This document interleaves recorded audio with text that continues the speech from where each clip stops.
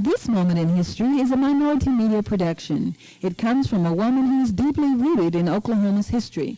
She's educator, advisor of the NAACP Youth Council, author of Behold the Walls, writer, director, producer of the movie Brother President, talk show host every Saturday at 2 p.m. on KBYE, state promoter for the Miss Black Oklahoma pageant. And now for the moment. The moment in history turns the clock back 120 years ago when Congress passed laws authorizing the use of federal troops to enforce the voting rights of blacks. These laws were known as the Enforcement Acts. President Ulysses S. Grant signed a proclamation demanding respect for the civil rights of all Americans.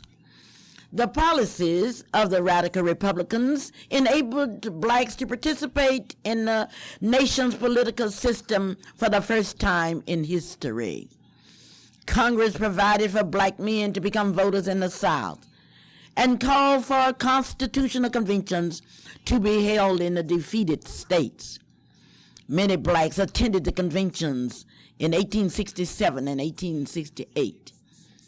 Blacks helped to rewrite the Southern state constitution and other basic laws to replace the black codes, which had been drawn up by whites in 1865 and 1866. Under the new constitution, however, blacks had a majority of seats only in the lower house in South Carolina. Most of the chief legislative and executive positions were held by northern white Republicans who had moved into the South and who had provided for their white Southern allies. Angry white Southerners called the Northerners carpetbaggers because they carried, according to the Southerners, everything they owned in paper sacks or suitcases. During this period, blacks won elections to important posts, including the United States Senators Hiram R. Revels and Blanche K. Bruce of Mississippi, and United States Representatives Joseph H. Rainey of South Carolina and Jefferson Long of Georgia. Yes, in South Carolina, there was a lieutenant governor, Richard Gleaves, and then Alonzo J. Ranzia. There was an acting governor in Louisiana, P.B.S. Pinchback. There was a Secretary of State and State Treasurer in South Carolina, Francis L. Cardoza and Jonathan Jasper Wright. There was an Associate Justice of the South Carolina Supreme Court who was black. But by the early 1870s, Northern whites had lost interest in the Reconstruction policies of the radical Republicans. They grew tired of hearing about the conflict between Southern blacks and whites. Most Northerners wanted to put Reconstruction behind them and turn to other things. Federal troops were sent to the South to protect blacks. These troops in the 70s were gradually withdrawn. Southern whites who had stayed away from elections to protest black participation started voting again. White Democrats began to regain control of the state government from the blacks and their white Republicans associates. In 1877, the federal troops were withdrawn. By the end of that year, the Democrats held power in all the southern state governments. To understand politics today, we must turn the pages of history back 120 years ago. Clara Luper with a moment in history. We hope you enjoyed your moment in history with Clara Luper. Don't forget, she'll be back tomorrow with another great moment. Minority Media Networking.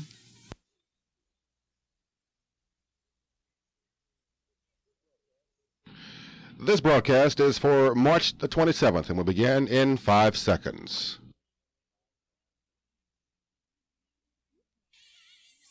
This moment in history is a minority media production. It comes from a woman who's deeply rooted in Oklahoma's history. She's educator, advisor of the NAACP Youth Council, author of Behold the Walls, writer, director, producer of the movie Brother President, talk show host every Saturday at 2 p.m. on KBYE, state promoter for the Miss Black Oklahoma pageant. And now, for the moment. For the moment in history, let us look at the growth of discrimination in the United States. During the late 1800s, blacks in the South increasingly suffered from segregation, the loss of voting rights, and other forms of discrimination. Their condition reflected beliefs by most Southern whites that whites were born superior to blacks with respect to intelligence, talents, and moral standards. In 1881, the Tennessee legislature passed a law that required the railroad passengers to be separated by race. In 1890, Mississippi adopted several measures that in effect ended voting by blacks. These measures included the passing of reading and writing tests and the payment of a poll tax before a person could vote. Several decisions of the United States Supreme Court enabled the South to establish legal segregation practices. For example, in 1883, the court declared the Civil Rights Act of 1875 to be unconstitutional. That act had guaranteed blacks the right to be admitted to any public place. In addition, the Civil Rights Act of 1866 and the 14th Amendment to the Constitution, ratified in 1868, had forbidden the states to deny equal rights to any person born in the United States. But in 1896, the Supreme Court ruled in the case of Plessy versus Ferguson that a Louisiana law requiring the separation of black and white railroad passengers was constitutional. The court argued that segregation in itself did not represent inequality, and that separate public facilities could be provided for the races as long as the facilities were equal. This ruling, known as a separate but equal doctrine, became the basis of Southern race relations. In practice, however, nearly all of the separate public facilities provided for blacks and whites in the South were unequal. Black schools, places of recreation, and other facilities were far inferior to those of the whites. But in spite of the increasing difficulties for black Americans, a number of them won distinction in various fields during the late 1800s. For example, Samuel Lowry started a school for blacks in Huntsville, Alabama in 1875 and won prizes at international fairs for specimens of silk made at the school. In 1883, Jan E. Matzigler invented a revolutionary shoe lasting machine that shaped the upper part of a shoe and fastened it to the sole. There was a jockey, Isaac Murphy, who won the Kentucky Derby in 1884, 1890, and 1891, the first rider in the history of this country to win it 3 times. Mary Church Terrell helped to found the National Association of Colored Women in 1896 and advised government leaders on racial problems. Yes, these were dark days. These were the beginning of discrimination as we have known it in America. Clara Luper with a moment in history. We hope you enjoyed your moment in history with Clara Luper. Don't forget, she'll be back tomorrow with another great moment. Minority Media Networking.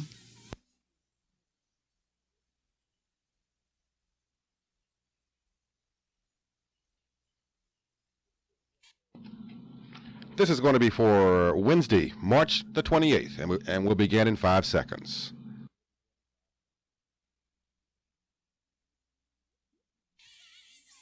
This moment in history is a minority media production. It comes from a woman who is deeply rooted in Oklahoma's history. She's educator, advisor of the NAACP Youth Council, author of Behold the Walls, writer, director, producer of the movie Brother President, talk show host every Saturday at 2 p.m. on KBYE, state promoter for the Miss Black Oklahoma pageant. And now, for the moment. The moment in history today has to deal with early discrimination during the 1900s. Southern blacks were discriminated against in the 1900s. By 1907, every southern state required racial segregation on trains and in churches, schools, hotels, restaurants, theaters, and other public places. The southern states also adopted an election practice known as a white primary. The states banned blacks from voting in the Democratic Party's primary election by calling them private affairs. The states banned blacks from voting in every area, especially during the primary elections, because the primary elections, whoever were elected was certain of victories in the general election. This was because the independent candidates and the Republicans received little support from whites and rarely ran for office. By 1910, every southern state had had started to take away the rights of blacks to vote. The Ku Klux Klan also attempted to keep blacks from voting through an increased use of threats, beatings, and killings. More than 3,000 blacks had been lynched during the early 1800s, and the Klan and members of similar groups lynched hundreds more throughout the South during the early 1900s. Blacks had little opportunity to better themselves economically. Some laws prohibited them from owning saloons, teaching, and entering certain other businesses and professions. Large number of blacks had to take low-paying jobs as farm hands or servants for white employers. Many other blacks became sharecroppers or tenant farmers without receiving any profits. They rented a small plot of land and paid the rent with money earned from the crops. It was a struggle to survive, and many ran up huge debts to their white landlords or the town merchants. These were the dark days, but these were the days of discrimination at the beginning of the 20th century. Clara Luper reporting. We hope you enjoyed your moment in history with Clara Luper. Don't forget, she'll be back tomorrow with another great moment. Minority Media Networking.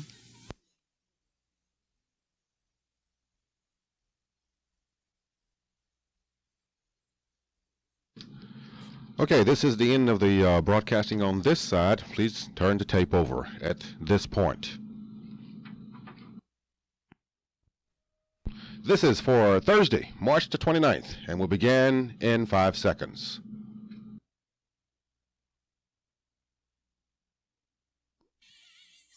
This moment in history is a minority media production. It comes from a woman who is deeply rooted in Oklahoma's history. She's educator, advisor of the NAACP Youth Council, author of Behold the Walls, writer, director, producer of the movie Brother President, talk show host every Saturday at 2 p.m. on KBYE, state promoter for the Miss Black Oklahoma pageant. And now, for the moment. A moment in history is a look at the rise of new black leaders at the beginning of the 20th century.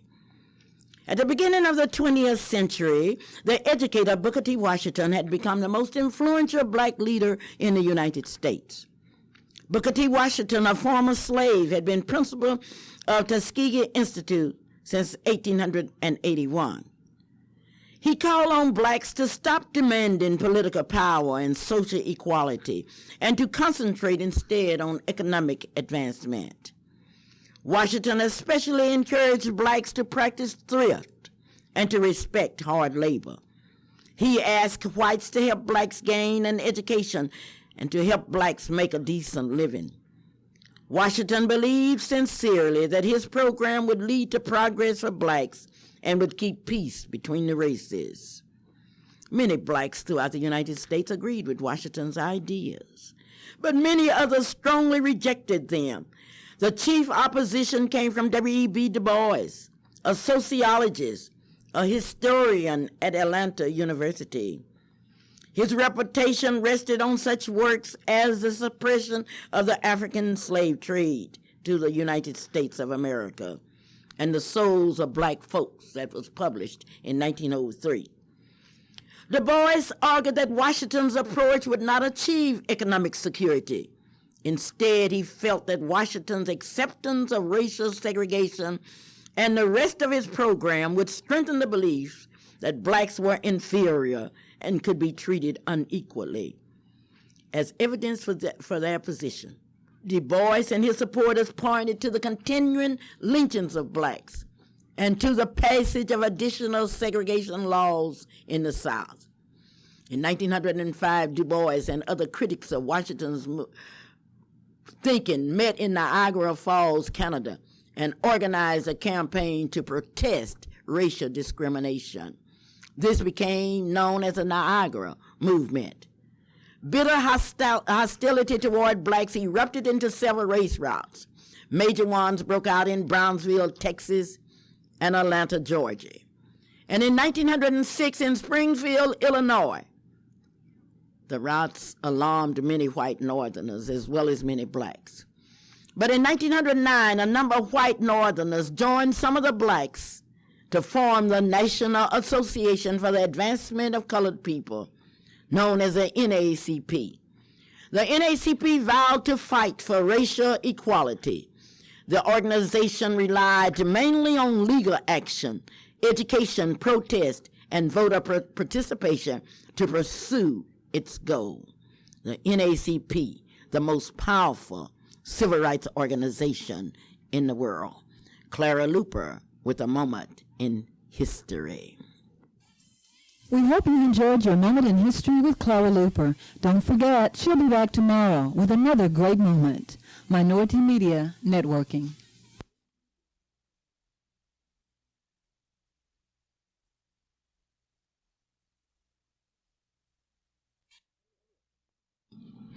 All right.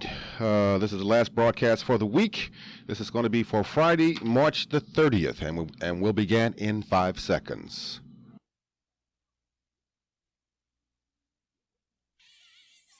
This moment in history is a Minority Media production. It comes from a woman who is deeply rooted in Oklahoma's history. She's educator, advisor of the NAACP Youth Council, author of Behold the Walls, writer, director, producer of the movie Brother President, talk show host every Saturday at 2 p.m. on KBYE, state promoter for the Miss Black Oklahoma pageant. And now, for the moment. A moment in history is a look at the civil rights movement. During all of the wars in America, blacks had fought. Nearly 1 million blacks served in the United States Army during World War II, mostly in segregated units. In 1940, Benjamin O. Davis became the first black brigadier general in the United States Army. His son, Benjamin O. Davis Jr., later became the first black lieutenant general in the Air Force. Desegregation of the armed forces began on a trial basis during the war, and it became a permanent policy in 1948 under an executive order issued by President Harry S. Truman. After World War II, 3 major factors encouraged the beginning of a new movement for civil rights. First, many blacks had served with honor in the war. Black leaders pointed to the records of these veterans to show the injustice of racial discrimination. Second, more and more blacks in the urban north had made economic gains, increased their education, and registered to vote. Third, the NAACP had attracted many new members and received increased financial support from whites and blacks. It also included a new group of bright young lawyers.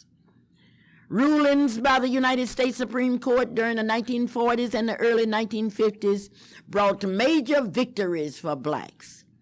In several decisions between 1948 and 1951, the court ruled that separate higher education facilities for blacks must be equal to those for whites. Other facilities would have to be integrated, all because of federal court rulings.